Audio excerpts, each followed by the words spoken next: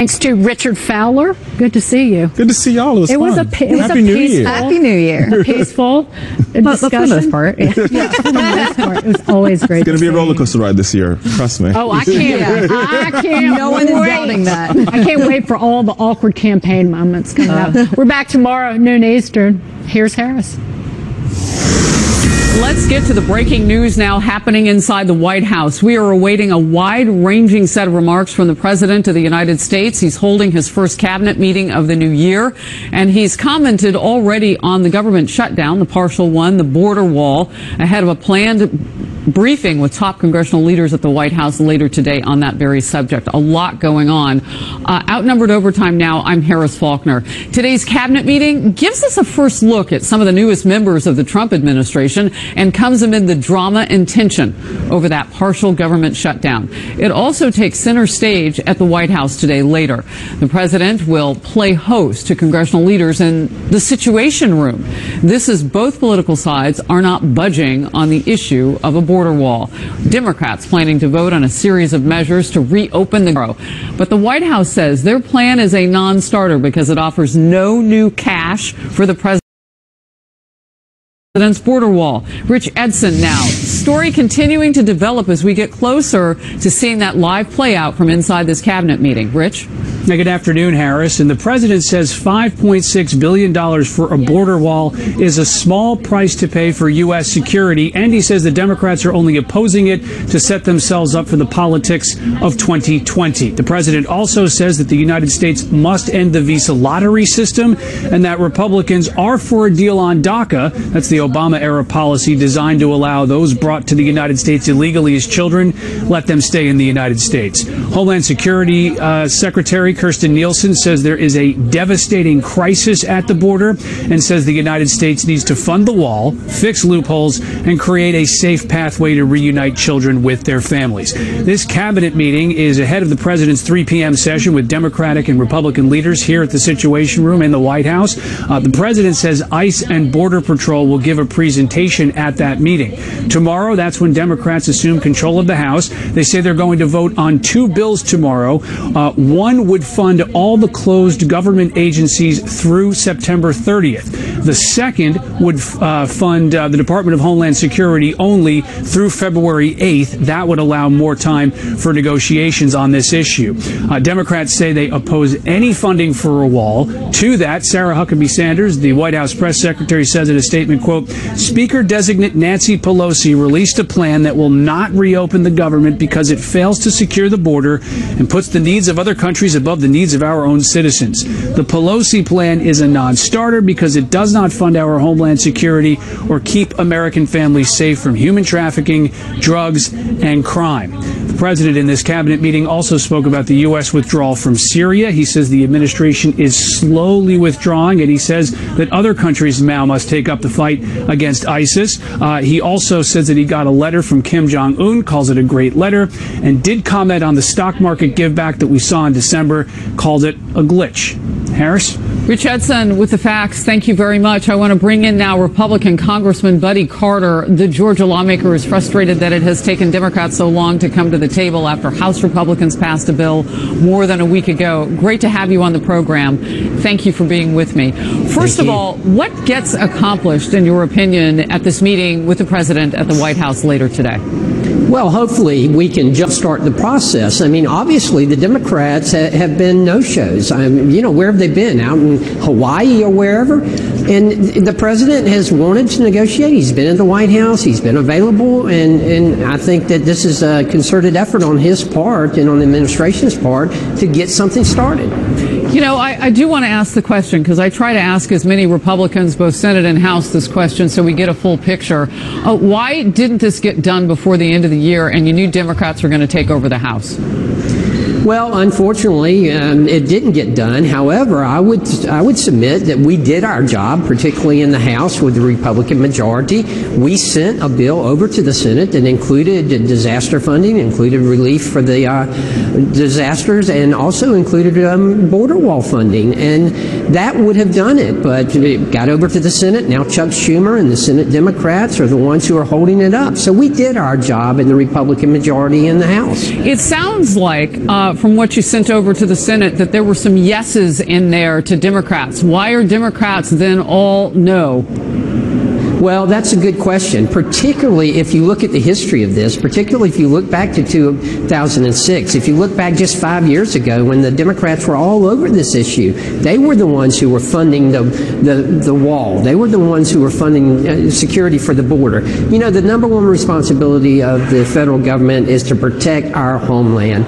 We have to secure our borders in order to do that. Everyone wants to think that this is just to keep people out, keep illegal immigrants out. Well, what about the drugs that are coming across that border? What about the human trafficking that's happening there, the gang members, and all the other things that are going on there? We have to make sure that our borders are secured. It baffles me that someone doesn't understand that. Congressman Carter, I want to read from Secretary Nielsen's just talked on the floor, and I call it taking the floor when you cut in on a cabinet meeting video link and you talk as long as she did. She had everybody's attention saying things like, we need a wall to reduce criminal apprehension, drug, narcotic flow, as you're saying, too. We need to address poorly written laws. Thousands arrive and exploit loopholes in our laws on a daily basis. Now families and unaccompanied children make up nearly 2/3 of those caught at the border. That is a huge number of children. It's almost Obama-esque. Remember a few summers ago when we had like 90,000 unaccompanied children coming across our border. Speak to some of the issues that Secretary Nielsen is bringing up. Is this a true crisis, and can the president act differently if there's a crisis at our border? Well, I would submit that it is a true crisis. And, you know, if we secured our borders, if those people who are sending their children up knew that our borders were secure, they weren't going to be able to get in, then they wouldn't take that risk of sending them out with coyotes or with whoever to try to get them into this country. That is a responsibility incumbent upon us. We need to secure our borders so that they don't put these children at risk. And we've seen what's happened. We've had disasters happen, tragedies happen. That is something we need to address as well. I'm specifically getting to presidential power, because if there is an emergency at the border, there are some things that the president can do that are quite different than waiting for Congress to get its act together. I'll let you answer that, and then I have another quick follow. And I would submit that the president should do that, and I would think that this president will do that if he deems it to be a crisis, and certainly if the Secretary of Homeland Security advises him on that, then I suspect he'll listen. You know, I've been watching some conservatives write about this, and I'm curious about the lingo with the president. You've got the president who has a base that was ignited by the idea of a wall, although we all knew, because he would explain it every time, that it was a wall system, that you'd have some places that you couldn't actually put a physical structure. You'd reinforce that with personnel, Border Patrol, ICE, whatever. But does the word wall box you in with Democrats? Should you call it something else? And I know some of them on Twitter are making fun of a slat system, but it is what it is. That was one of the companies that submitted, and we knew early on the president liked that slat system. Do you call it something else? Well, I do. I think you're right. I think the semantics are important, and certainly border security. I've been to the border. I've seen it firsthand. As a member of the Homeland Security Committee, my first session up here, I had the opportunity to visit. I've seen the rugged terrain in Arizona. I've seen the winding, shallow river in the Rio Grande in Texas. I've also seen where a wall works. But it's all about border security. It's all about technology, boots on the ground, a combination of different things to secure our borders. Congressman Buddy Carter of the great state of Georgia. I'm a peach. I don't know if you knew that. Thank you for being on the program. Appreciate it. Let's bring in Bob Cusack now, editor-in-chief of The Hill. Bob, I don't know if you could hear the congressman there. I want to do a quick follow on a couple of things he said with regard to border security. You see Senator Lindsey Graham calling it a metaphor in his conversation in the last few days, that border security is a metaphor for wall or vice versa. Does that help break the juggernaut that they're having in D.C.? Do the words matter all that much? I think the words matter extremely. You look at both parties. They're playing to their base. Trump is playing to his base. Certainly Democrats playing to their base, which helped them win back the House. So I don't think there's any potential for compromise this week. I think it's going to, the dynamics of it could shift over the next several days. days as Democrats move some bills over to the Senate. But Mitch McConnell has indicated he's not going to vote on any of those bills. He's not going to vote on anything. He's not going to bring anything to the floor unless the president is going to sign it. He's already been through that before the holidays. So I just think, I think this is going to last for a while. Can you talk to me a little bit about a partial government shutdown this time? We've had Democrats on the program, Garamendi out of California, who says, I remember when the government shut down for so long, people were blah, blah, blah, and they were suffering.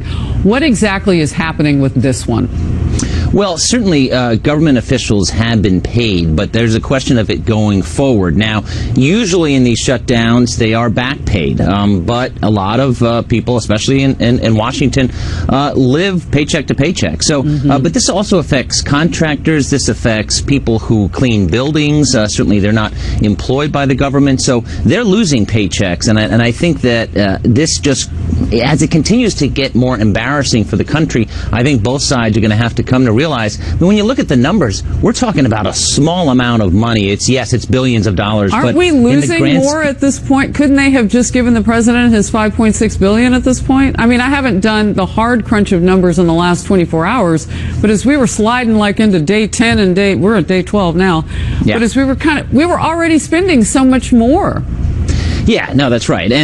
But Democrats can't cave right now, especially because they just won the House. Remember, the Speaker vote is tomorrow, and members of the Congressional Hispanic Caucus, put Nancy Pelosi on notice. Hey, listen, you can't cave to Trump, or it could cost you some votes on the floor. Now, she's going to be elected Speaker. So, but once that vote is over, maybe it changes the dynamic a little bit, Harris, but I don't think that much. You said the words, "This is embarrassing for the country." With whom and why? I just think if you have the parks that are open but they're not being manned, so you have toilets overflowing, that's pretty embarrassing for the greatest country in the world. And so I think that other countries look at this, and it's just kind of bizarre that you have these government shutdowns, which they're happening more and more. Basically, 3 in 2018. So this is a problem, and I don't think unfortunately it's going to go away. Because one of the things that Democrats are saying right now, well, the president owns this. Well, the president said in the Oval Office that he would. Yeah. Right? He told Chuck Schumer and Nancy Pelosi that he would own the shutdown. But the previous one got the hashtag Schumer shutdown on Twitter for a reason. He did it over DACA. I want to give you a quick last word. Yeah, he did it over DACA, and that's why Democrats lost that shutdown. Now, it remains to be seen who's going to lose this one, but without a doubt, it's a bipartisan loser. All right. Bob Cusack, Happy New Year. Thanks for being here. Happy New Year. Well, we are awaiting those remarks from President Trump from his first cabinet meeting of 2019. It has gone on now for about an hour. There are some new faces inside that room around that table. We'll bring you some of those remarks as soon as we get them. And we're also awaiting a meeting about 90 minutes from now between the president and congressional leaders over border security. So you've got back-to-back as they try to figure out a way forward. Also, on the eve of his first day as the United States Senator, Mitt Romney decided to go President Trump, prompting some to ask if Romney is setting himself up to be the so-called moral compass of the GOP. President Trump, prompting some to ask if Romney is setting himself up to be the so-called moral compass of the GOP. Stay close. This is a guy who comes to Washington, and instead of trying to help this president, instead of trying to help the Republican Party, he wants to attack this president and really try to undo and be the center of attention. All right, I brought in Ensure Max Protein to give you the protein you need with less of the sugar you don't. I'll take that. 30 grams of protein and 1 gram of sugar. Ensure Max Protein in 2 great flavors. I'd like to take a moment to address... Answer! Enter now on February 28th. You could win $5 grand a week. Good to see you. All right. I'm lying. I lost 60 pounds in Nutrisystem. And really try to undo and be the center of want to attention. shed a few pounds? You need Nutrisystem for Men. Lose up to 18 pounds and 8 inches your first month. I'm Mike. I lost 55 pounds with Nutrisystem. I'm Dean. I lost 245 pounds with Nutrisystem. We cook up your favorite foods, perfectly balanced to satisfy satisfied, fueled. I lost 55 pounds with Nutrisystem. Call or go online right now and save 40%. The pizza is my favorite. Order today and we'll rush you Nutrisystem for Men. Plus a week of all new Fresh Start Shakes free. High protein designed to burn fat with probiotics to shrink your belly. Plus FedEx shipping free. Try Nutrisystem for Men. Money back guarantee. It's not that hard. You eat the food, you lose the weight. Go online or call 866-905-FIT8 and save 40% plus get fat-burning shakes free. Calling in Congress. With new agendas on the table and a new balance of power in the House, how will it all play out? Mike Braun has smart insight on the next Ingram Angle. Gold buyers alert. For over 30 years, the American Gold Eagle has been the world's best-selling gold coin. Today, the Westminster Mint has the 2019 $50 Gold Eagle made from 1 ounce of pure gold for just $1,295. Senator-elect questioned the president's character in a scathing Washington Post op-ed. That article sparked criticism among some Republicans who say Romney is starting his Senate career on the wrong foot. Mitt Romney is a freshman senator, so I'm not sure. He's only a top Republican because he was once the nominee and lost. I think 80 or 85% of the party supports Trump. I'm not sure what Mitt Romney's trying to accomplish. Wow. He mentioned the fact that man lost in his first sentence. Ellison Barber has more from Washington. Ellison, good to see you. Hi, Harris. Good to see you. So President Trump, of course, endorsed Romney's Senate bid last year. Romney accepted that endorsement and thanked President Trump for his support, but their relationship has never really been perfect or consistent. This is an individual who mocked a disabled reporter, who attributed a reporter's questions to her menstrual cycle, who mocked a brilliant rival who happened to be a woman due to her appearance. I watched this poor, sad Mitt Romney this morning. He suffers from misogynist. I don't think he knows what misogynist is.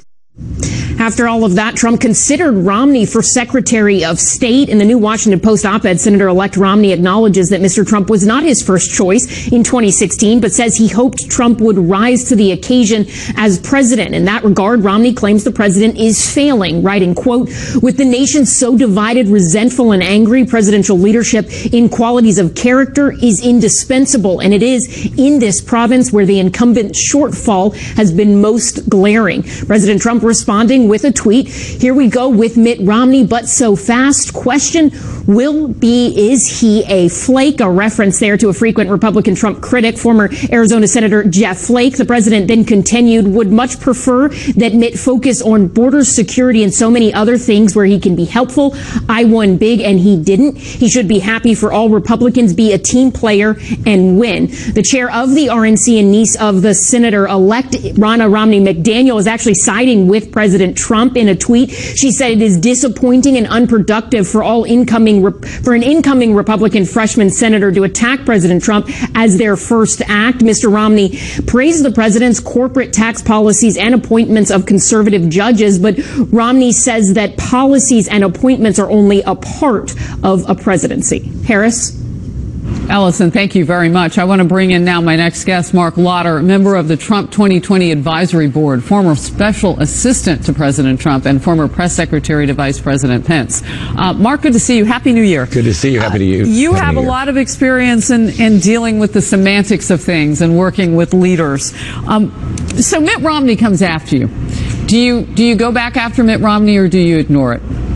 I think in this climate, you have to go after him for it, because there's a whole industry right now for Republicans who happen to be against the president. So it's a sure way of getting yourself booked on the mainstream media and seeing your name appear in the mainstream media newspapers is to be anti-Trump. I think that's what we see with Mitt Romney in positioning himself, because he was against him in 16 until he wanted the job. He wanted his endorsement in 18 when he's running. Now that he wins, he's going to be against him again, so he can just get his name in publication and his mug on TV.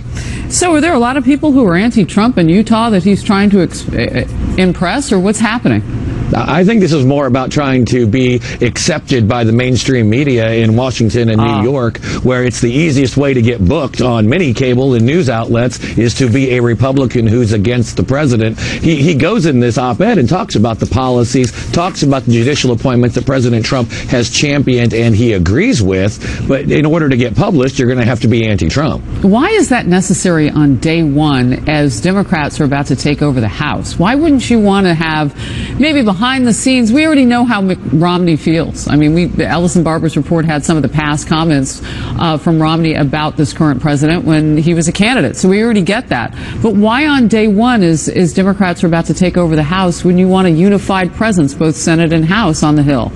I think that would be much preferred, but to paraphrase the president, I think he flaked out because he's trying to fill the Jeff Flake of Arizona. Yes, as in trying to fill the void of the anti-Trump Republican senators because you did lose two of the biggest opponents in Bob Corker and Jeff Flake, so he's trying to fill that void and get himself, booked on television and op-eds published in the Washington Post. Can I just point out, because I worked on that Friday when and anchored that coverage when Senator Flake went rogue and he, sided with his friend Chris Coons from across the political aisle, and they were going to delay for a longer FBI investigation, whatever they could.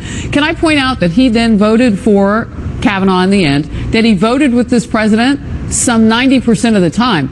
So I have to say that you might be right about the fact that this is a little bit about grandstanding for the individual, but we don't exactly know. We can only look at those facts, and those facts are stubborn. By the way, the RNC chairwoman, Ronna McDaniel, who's Romney's niece, weighed in on this feud. Can we put up that tweet? Because I know Ellison talked about this, but we have the actual tweet. POTUS is attacked and obstructed by the mainstream media and Democrats 24/7 for an incoming Republican freshman senator to attack Donald Trump as their first act feeds into the Democrats and media's want and is disappointing and unproductive. You say what?